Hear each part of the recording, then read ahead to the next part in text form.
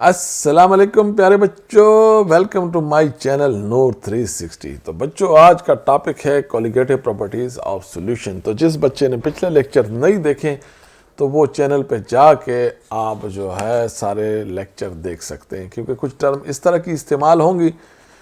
वैसे मैं थोड़ी बहुत उसको एक्सप्लेन कर दूंगा, लेकिन जाहिर है अगर आपको पूरा चैप्टर पढ़ना है तो आप प्लेलिस्ट में जाके इससे पिछले वाली वीडियोस देख लें। तो इस चैप्टर पे हम आपको फर्स्ट ईयर, सेकंड ईयर, 9, 10 के फिजिक्स, केमिस्ट्री, बायो और मैथ्स वगैरह के लेक्चर डाउनलोड कर दिए करेंगे और इंशाल्लाह कंसेप्चुअल स्टडी होगी और आपको किसी एकेडमी वगैरह जाने की ज़रूरत नहीं पड़ने वाली। इंशाल्लाह इसमें आपको लाइन टू लाइन आपके कंसेप्ट क्लियर कराएंगे और टॉपिक के दरमियान ही आपको एनएमडी केट की इम्पोर्टेंस और किस तरह आपने पढ़ना है तो इंशाल्लाह फिर आप खुद भी पढ़ लेंगे। सही है कि एनएमडी केट का असल में उनका थीम क्या होता है, वो किस तरह के सवालात पूछते हैं।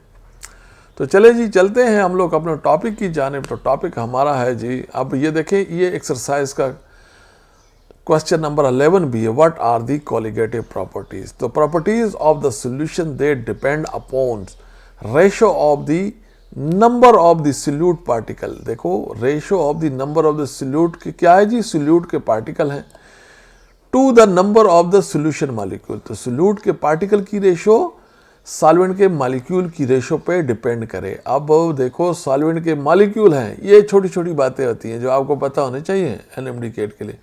अब देखो, सॉल्वेंट के तो मॉलिक्यूल है, लेकिन सॉल्यूट के पार्टिकल, क्योंकि वो आयन भी हो सकता है, मॉलिक्यूल भी हो सकता है। सही है, और ये तो जाहिर है, अब अगर ये सॉल्वेंट हमारा सॉलिड मॉलिक्यूलर फॉर्म में ही होगा। सही है, और कह रहा कि इन पे डिपेंड करे, इनकी रेशो पे, not on the type of the chemical species. Chemical species जो आपका सॉल्वेंट है, जो आपने उसमें डिजोल्व किया, उस पे ना, उसकी टाइप पे ना डिपेंड करे। डिपेंड इसने किस पे करना है जी, डिपेंड इसने सिर्फ और सिर्फ उनकी रेशो पे करना है कि आपने कितना मिलाया है। मिसाल के तौर पे अगर आपका 0.2 मोलर सोल्यूशन NaCl का है और 0.2 मोलर सोल्यूशन ही आपका शुगर का है, तो आपकी ये प्रॉपर्टी सेम होने वाली। सही है, बिल्कुल सेम होने, उनमें लोअरिंग ऑफ वेपर प्रेशर भी सेम होगा, elevation of boiling point, depression of freezing point और ऑस्मोटिक प्रेशर बिल्कुल सेम होने वाला। इसका मतलब है, देखो, आपकी जो केमिकल स्पीशीज है, जो सोल्यूट है, वो तो चेंज है, लेकिन प्रॉपर्टीज में कोई फर्क नहीं आएगा। तो इस किस्म की प्रॉपर्टीज को प्यारे बच्चों क्या कहते हैं?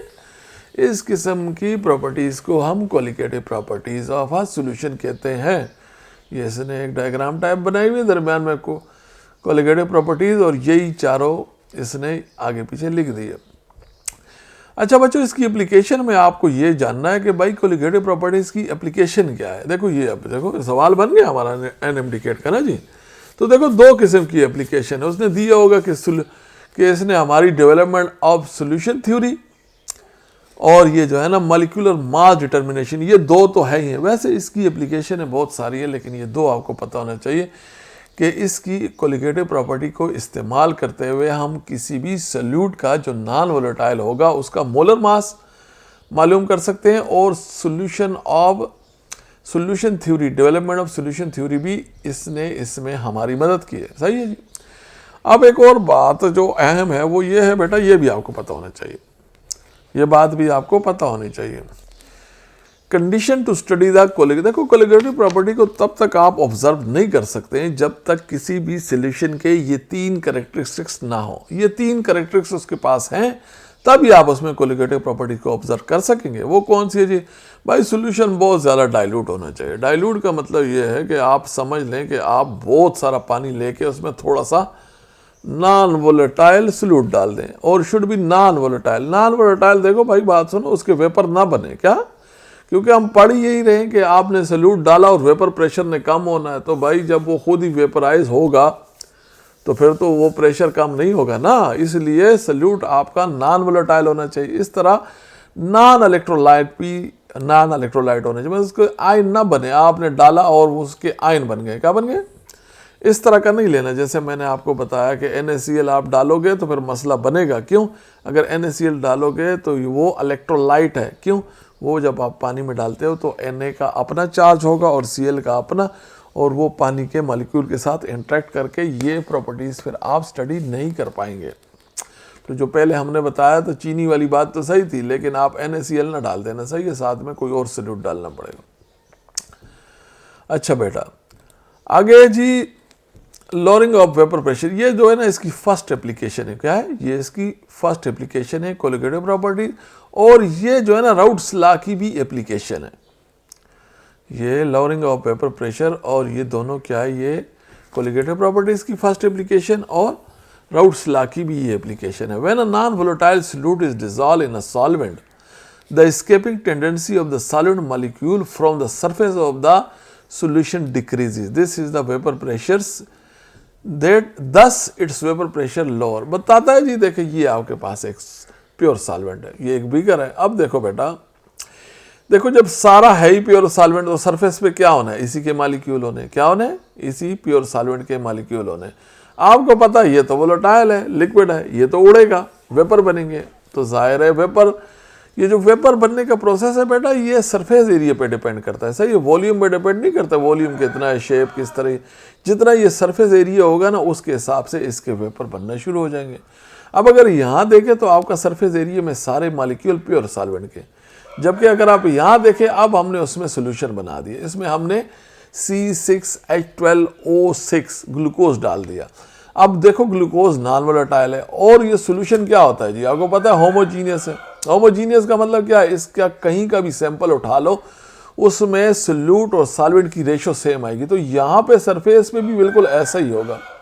सरफेस में क्या होगा जी, सरफेस में भी आपके पास इनकी रेशो सेम होगी। तो अब यहाँ पर जो सरफेस बना है इस सॉल्यूशन का, उसमें सॉल्वेंट के साथ क्या है जी, सोल्यूट के मॉलिक्यूल आ गए। तो सॉल्वेंट तो जा रहा है लेकिन सोल्यूट ने वो सरफेस ब्लॉक कर दिया, सरफेस एरिया कम हो गया, जिसके नतीजे में आपका वेपर प्रेशर भी कम होगा। यही तो बात पढ़ रहे हैं हम। सही है। अच्छा जी, हमने राउट्स लॉ में पढ़ा है कि रिलेटिव वेपर प्रेशर क्या होता है जी, ये जो प्योर सॉल्वेंट का वेपर प्रेशर है। सही है, डेल पी क्या है, प्योर सॉल्वेंट का वेपर प्रेशर, और ये क्या है, चेंज इन या लोअरिंग ऑफ वेपर प्रेशर। तो ये क्या हो गया, lowering of vapour pressure with respect to pure solvent is equal to mole fraction of solute. ये हम लोगों ने पहले से पढ़ा है। अब चूंकि हमारी एप्लीकेशन क्या है, मैंने आपको बताया कि ये मॉलिक्यूलर मास मालूम करने की है। तो यहाँ अभी हमने क्या करना है बेटा, यहाँ हमने इसकी मोल फ्रैक्शन की वैल्यू रख देनी है, क्योंकि हमने किसी तरीके से उसमें इसका मोलर मास इंट्रोड्यूस कराना है। तो यहाँ पे हमने सबसे पहले क्या कहा, हमें पता है मोलर मास क्या है। तो देखो जिसका आपने मोल फ्रैक्शन मालूम करना हो तो उसके मोल फ्रैक्शन डिवाइड दोनों के मोल फ्रैक्शन का सम। तो हमने क्या किया, N2 क्या है, सोल्यूट का मोल फ्रैक्शन डिवाइड बाई दोनों का सम, सॉल्वेंट और सोल्यूट का सम। तो हमने ये इसकी जगह रख दी, सिर्फ x2 को इस वैल्यू से रिप्लेस किया, हमारे पास ये वैल्यू आ गई। बेटा अब एक मसला है, हमने पहले पढ़ा था कि कोलिगेटिव प्रॉपर्टी को ऑब्जर्व करने के लिए आपका सॉल्यूशन डाइल्यूट होना चाहिए। सही है, ये कैरेक्टरिस्टिक उस सॉल्यूशन के पास होना चाहिए। आपने पढ़ा है? बिल्कुल पढ़ा है बेटा, क्यों नहीं पढ़ा, जरा सा जोर दो दिमाग पे। अब जब बात समझने की है थोड़ी सी, अब जब सॉल्यूशन हमारा डाइल्यूट है, जब सॉल्यूशन हमारा डाइल्यूट है तो बेटा N1 क्या है जी, ये हमारे पास मोल फ्रैक्शन ऑफ सॉल्वेंट है, और मोल N2 क्या है, मोल फ्रैक्शन ऑफ, अब ये किसकी है, ये सोल्यूट की है। और हमने कहा है कि सोल्यूट बहुत बहुत छोटा है विद रिस्पेक्ट टू, अगर हम सॉल्वेंट की बात करें, सॉल्वेंट के मोल फ्रैक्शन मैंने आपको बताया कि आप यूं ले लें कि आपने 1000 kg में 1 मोल सिर्फ डाला है, तो भाई ये जो नंबर मोल ऑफ सोल्यूट है ये बहुत छोटे हैं सॉल्वेंट के मोल के रिस्पेक्ट। तो इसको हम इग्नोर कर सकते हैं। क्यों? देखो अगर आप N2 को N1 से डिवाइड कर दें, या आप इसी N2 को N1 प्लस N2 से डिवाइड कर दो, रिजल्ट सेम आएगा। रिजल्ट सेम मतलब अप्रोक्सीमेटली सेम। उसकी वजह यह कि ये N2 इस N1 के हिसाब से बहुत बहुत छोटा है, लिहाजा इसको हमने इग्नोर किया, तो हमारे पास ये वैल्यू बनी। अब ये वैल्यू बन गई, हमारा मसला फिर भी नहीं हल हुआ, हमें तो मोलर मास चाहिए। तो भाई नंबर ऑफ मोल हमें पता होते हैं कि mass in gram divide by molar mass, तो काम हो गया जी। अब हमने क्या किया, N2 हमारे पास क्या है, N2 हमारे पास सोल्यूट है, तो हमने इसके सोल्यूट के, ये जो N2 आपको हमने पहले इसके लेक्चर जिन्होंने देखे हैं बेटा उनको पता होगा कि जो 2 का लफ्ज़ है ना, 2 का हमेशा सोल्यूट के लिए, जो 1 का लफ्ज़ है ना 1, वो हमेशा सॉल्वेंट के लिए। तो हमने क्या किया, N2 की जगह हमने लिख दिया कि वेट इन ग्राम, और देखो ये वाला रखना पड़ेगा। N2 की जगह क्या है W2 और उसी का मोलर मास M2, बड़ा M2। वैसे बड़ा सिर्फ अगर M लिखा होगा तो वो मोलरिटी के लिए होगा, लेकिन इसके साथ 1 2 हो तो आप समझ जाना, अगर 1 है तो सॉल्वेंट का मोलर मास, अगर 2 है तो सल्यूट का मोलर मास। तो बेटा इन वैल्यूज़ को हमने इसी तरह रिप्लेस किया। तो देखो W2 डिवाइड बाई M2 और ये है फ्रैक्शन डिवाइड बाई फ्रैक्शन, तो ये फ्रैक्शन जब मल्टीप्लाई में होगा तो ये वाला W1 और M1 उल्टा हो जाएगा, तो ये M1 डिवाइड बाई, देखिए ये इसको आप लें W2 डिवाइड बाई M2, ये देखिए W2 और ये M2, ये दोनों हैं, सही है। और जब हमने इनको उल्टा किया ना तो ये M1 और नीचे W1, इसने थोड़ा सा इनकी सीक्वेंस चेंज किया, बाकी चीज़ वही है। और फिर हमने इसको रीअरेंज किया तो आपको M2 की जो वैल्यू है वो ये आ गई, सही है। तो बेटा यहाँ तक तो था हमारा ये फर्स्ट एप्लीकेशन, हमने पढ़ी lower of vapour pressure of किसी की सॉल्यूशन का, तो सही है। तो बेटा इसको याद करना वैसे आसान है, आपने M2 को बराबर रख देना है M2 डिवाइड बाई M1 और फिर इसको ये जो रिलेटिव लोअरिंग प्रेशर है ये टर्म उल्टी लिख देनी है। रिलेटिव लोअरिंग प्रेशर किसके बराबर होता है, आपको पता है, रिलेटिव लोअरिंग प्रेशर इसके बराबर होता है del P divide by P naught. यहाँ आपने P नोट करके नीचे डेल P रख देना है। और अगर एक और बात आप देखें इसको भी उल्टा किया गया है, ऊपर वैसे W1 डिवाइड बाई W2 होना चाहिए ना, तो इसको भी उल्टा करके हमने W2 डिवाइड बाई W1 और इनको भी उल्टा किया। तो आपके पास ये आपको याद करने की ट्रिक बता रहा हूँ, वैसे बच्चे याद करने में तेज होते हैं। चलो जी बेटा, तो तब तक के लिए नेक्स्ट लेक्चर के लिए अल्लाह हाफिज़।